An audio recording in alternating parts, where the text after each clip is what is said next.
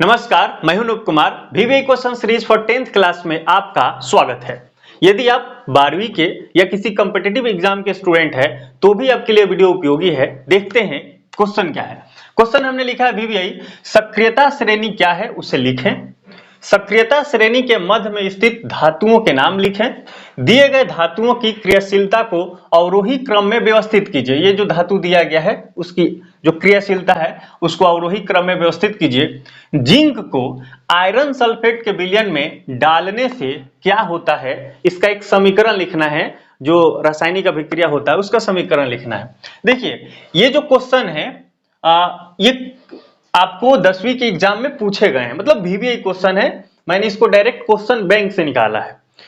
Examiner के दृष्टि में हमेशा रहता है, तो इसका आपको ध्यान से प्रिपरेशन कर लेना है। और मैंने चारों एक साथ इसलिए लिखा है क्योंकि चारों एक दूसरे से इंटरलिंक है। इसका जो बेसिक थियरी है उसको समझ लेने के बाद ये बहुत आसान हो जाएगा। सबसे पहले समझते हैं सक्रियता श्रेणी क्या है।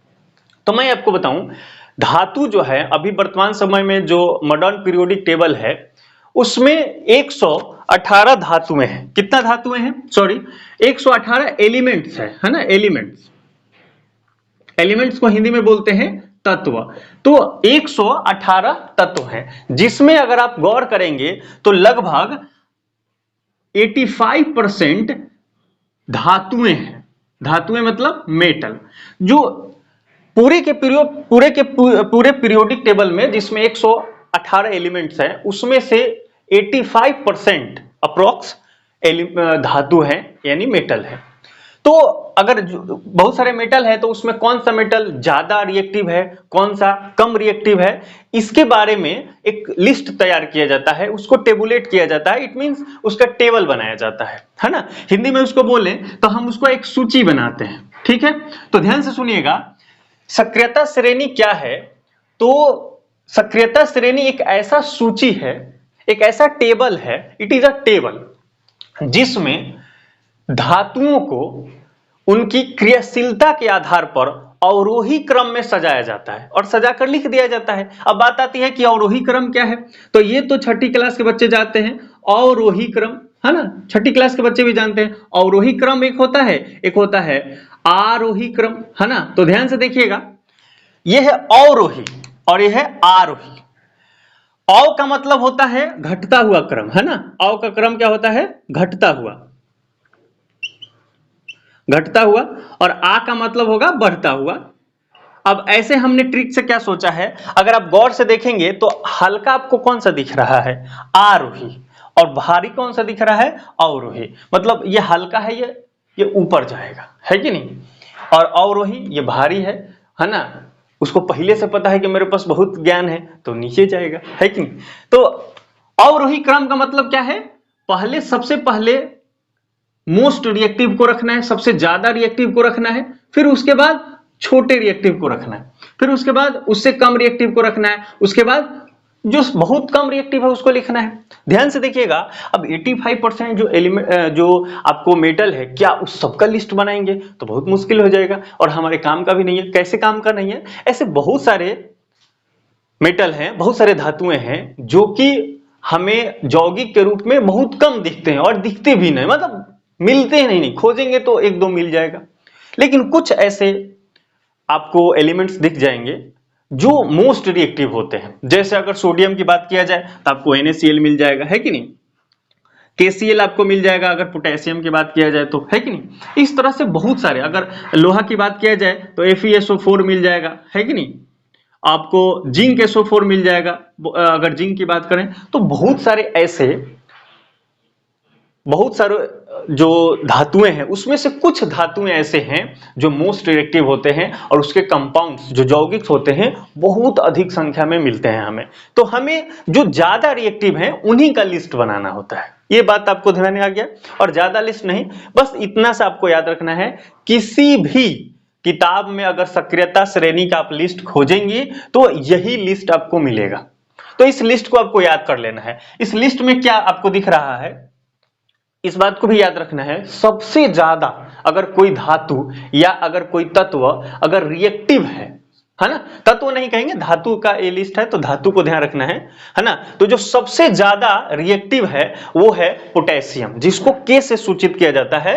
पोटेशियम इज जनरली, है ना, डिनोटेड बाय के, है ना, के से ही इसको डिनोट करते हैं। और ये है सोडियम, आपको पता है, ये है कैल्शियम, मैग्नीशियम, एल्यूमिनियम, जिंक, और ये आयरन है। उसके बाद कॉपर है, और Hg जिसको आप मरकरी बोलते हैं, और Ag मतलब सिल्वर है, और ये है औरम मतलब सोना।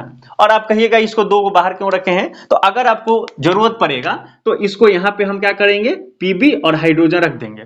बाहर क्यों निकाला मैंने, ये जो आप देखेंगे तो कहीं कहीं नहीं मिलता है, कि कुछ लिस्टों में आप देखेंगे ना तो यही मिलेंगे, Pb और हाइड्रोजन बाहर रहते हैं, इसलिए मैंने उसको बाहर रखा है। बाकी आप इसको याद रखेंगे तो कैसे याद करेंगे, कैल्शियम सबसे पहले, पोटेशियम, फिर मैग्नीशियम, फिर calcium, potassium calcium magnesium, potassium potassium sodium calcium, potassium sodium calcium, magnesium aluminium zinc, ferrous, है ना, उसके बाद ये आयरन इसको बोलते हैं, कॉपर, Hg, Ag, Au। ये लिस्ट आपको याद रहेगा तो देखिए कैसे काम हो जाएगा। कर सक्रियता श्रेणी के मध्य में स्थित धातुओं के नाम लिखें।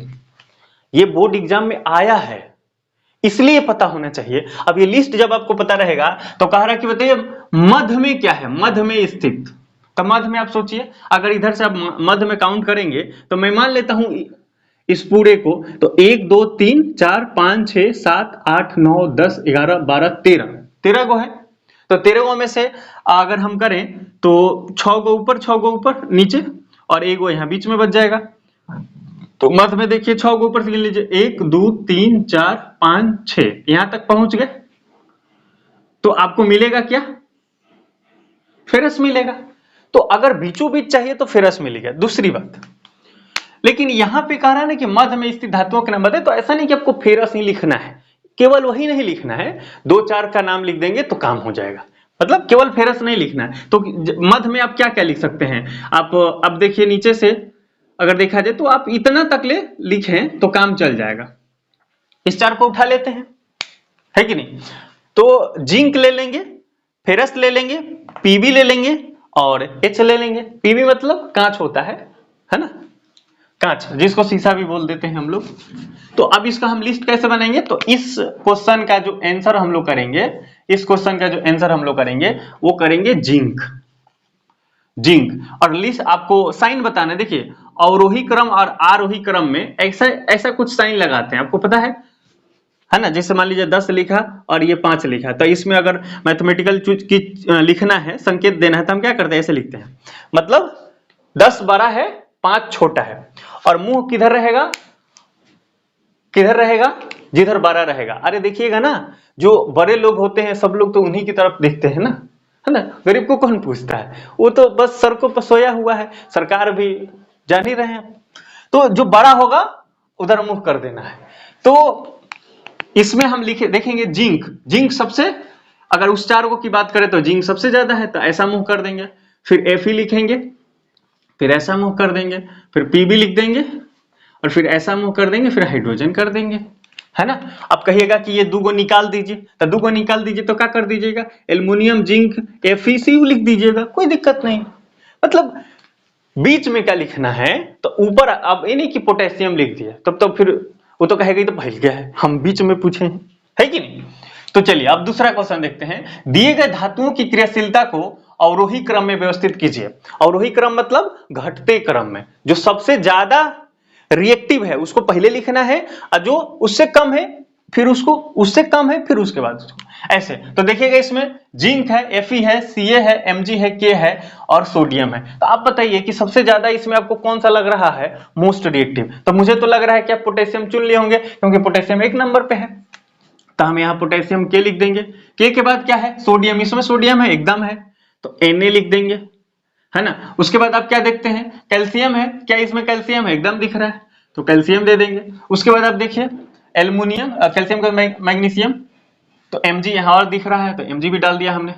Mg के बाद एल्युमिनियम, देखिए एल्युमिनियम में छोड़ी हटाइए, जिंक देखिए, जिंक यहाँ पे है तो हमने जिंक लिख दिया। जिंक के बाद देखिए क्या है, Fe है, Fe खोजिए, Fe है, हाँ है, तो Fe हमने डाल दिया। और इसमें से कुछ नहीं है।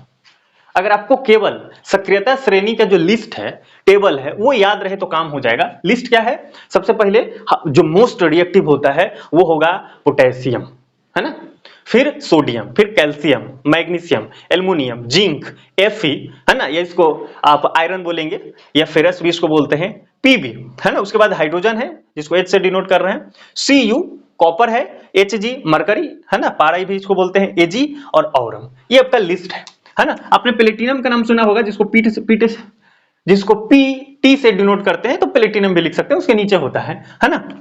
आप इसे नहीं भी रखेंगे तो कोई दिक्कत नहीं, क्योंकि मोस्ट ऑफ द बुक्स में आपको यही मिलेंगे लिस्ट, ठीक है। तो इसको याद रखना है। और ये सबसे क्या है?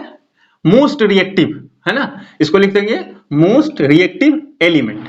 और उसके बाद ये क्या है? ये लिस्ट यानी लेस रिएक्टिव एलिमेंट या मेटल।